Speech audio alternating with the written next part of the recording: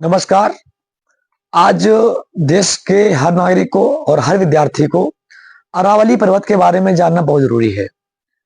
इस समय social media पर और देश में काफी चर्चा में विषय है। अरावली पर्वत क्या है और हमारे जो वर्तमान पर्यावरण मंत्री हैं, उन्होंने इस पे क्या बिल पेश किया, क्या इसकी मांग है, ये जानने से पहले हम ये जान लेते हैं कि अरावली पर्वत है क्या। देखिए, ये आप देख पा रहे हैं, भारत का नक्शा बना हुआ है। ठीक है।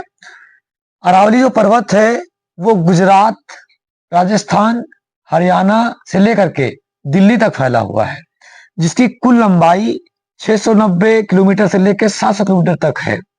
इसका जो अधिकतम हिस्सा है इस पर्वत का, वो राजस्थान में पड़ता है, जो केवल 500 किलोमीटर है, और इसका जो बचा हिस्सा है वो अन्य राज्यों में फैला हुआ है। तो सबसे ज्यादा हिस्सा राजस्थान में फैला हुआ है। इसकी जो संरचना है वो इस आकार में बनी हुई इस पर्वत की। ठीक है।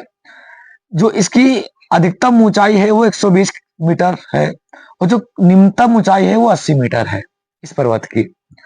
तो इस पर जो हमारे पर्यावरण मंत्री हैं भूपेंद्र यादव जी, उन्होंने जो संसद में बिल पेश किया, ठीक है, हालांकि सुप्रीम कोर्ट ने उसे स्वीकार भी कर लिया है, एक्सेप्ट भी कर लिया है।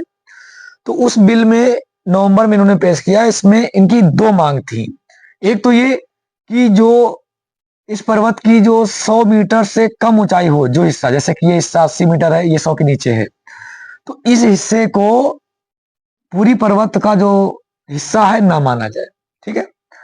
दूसरा जो मांग है वो ये है कि ये पर्वत कहीं ना कहीं बीच बीच में गैप भी बना हुआ है, यानी इसकी श्रृंखला टूट जाती है। तो इनकी मांग ये है कि जो बीच में गैप है, अगर वो 500 मीटर से ज्यादा है, तो उस हिस्से को भी इस पर्वत का हिस्सा ना माना जाए, और उस इन दोनों हिस्से को हटा करके वहां पर खेती की जाए, और या कोई और भी जो उन्नतशील कार्य है वो किया जा सके। लेकिन कुछ लोग तो ऐसे हैं जो ये फैसला सही मानते हैं, लेकिन देश का जो बहुत बड़ा हिस्सा ऐसा है, यहाँ तक कि समझो राजस्थान का, वो इसके खिलाफ है, क्योंकि ये पर्वत के टूटने से काफी ज्यादा नुकसान आ सकता है। अब ऐसे क्या क्या नुकसान है, तो आइए हम जानते हैं कि करके आखिर इससे नुकसान क्या क्या होंगे। ठीक है। तो पहला नुकसान है खनन में वृद्धि।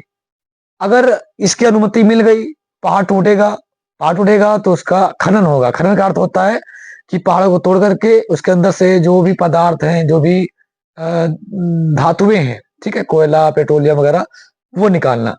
इससे क्या होता है, सुरंग बनाई जाती है, कंपन होता है। कंपन होने से जो बाकी हिस्सा है पर्वत का, उस पर असर पड़ता है, उसकी उसमें दरारें पड़ जाती हैं, ठीक है, उसके टूटने का संभावना बढ़ जाती है।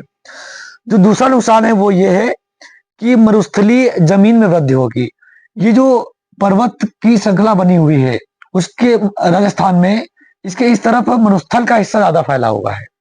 तो एक तरह से ये पर्वत बैरियर का काम करता है, यानी मरुस्थल को फैलने से रोकता है। मरुस्थल वो जमीन होती है जहां पर कोई भी फसल जो है उग नहीं सकती, कोई उपजाऊ जमीन नहीं होती है। तो अगर ये पर्वत टूटा तो ये मरुस्थल जो जमीन है उसको और मौका मिल जाएगा, जितनी भी खेती यहाँ पर होती है वो भी मरुस्थल में बदल सकती है। ठीक है।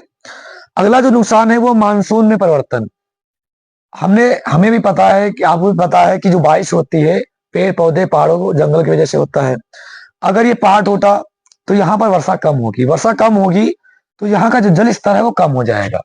ठीक है। इसकी वजह से यहाँ की जो खेती है, कृषि है, वो बहुत बुरी तरह से प्रभावित हो जाएगी। इसका जो अगला नुकसान है वो ये है कि जंगली एवं पहाड़ी जो जीव जंतु हैं वो मृत्यु को प्राप्त हो जाएंगे, क्योंकि इनका घर पहाड़, जंगल, पेड़ पौधे ही है।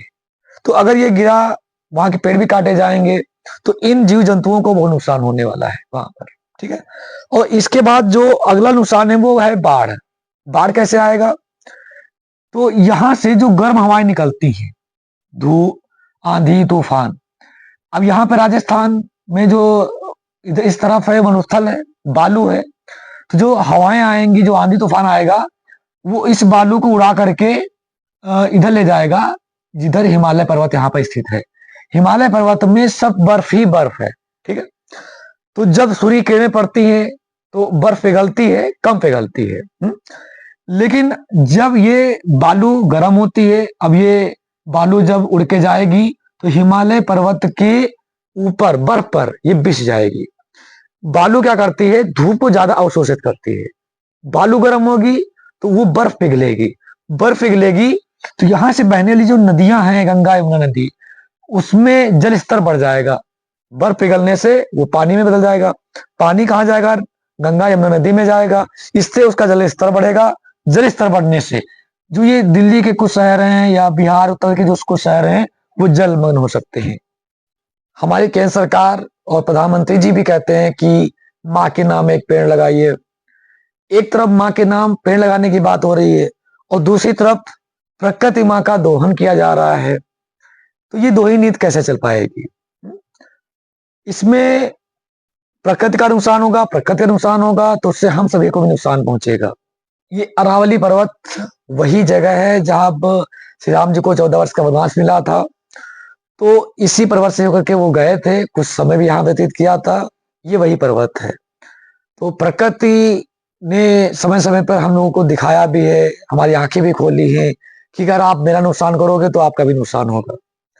तो हमें लगता है कि हम लोगों को इससे बाहर आना चाहिए और ये इस बिल को वापस ले लेना चाहिए।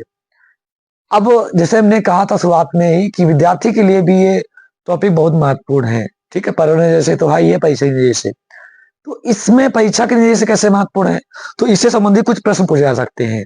जैसे कि हाल ही में जो बिल पेश किया वो किस पर्वत से संबंधित है, तो अरावली पर्वत से।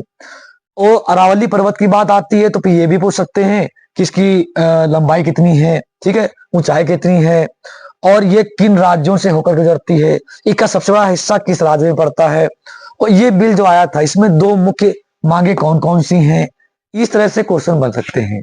तो आप चाहे तो आप इसका स्क्रीनशॉट ले लीजिए, ठीक है, और इसको एक परीक्षा के दृष्टिकोण से भी इसको याद कर लीजिए, ठीक है। अगर आपके परीक्षा में आता है तो उसमें कोई दिक्कत ना हो। अब देखते हैं कि सरकार का और सुप्रीम कोर्ट का इस पे क्या फैसला होता है। जैसा कुछ होगा हम आपको इससे अवगत कराएंगे। तब तक के लिए बहुत बहुत धन्यवाद।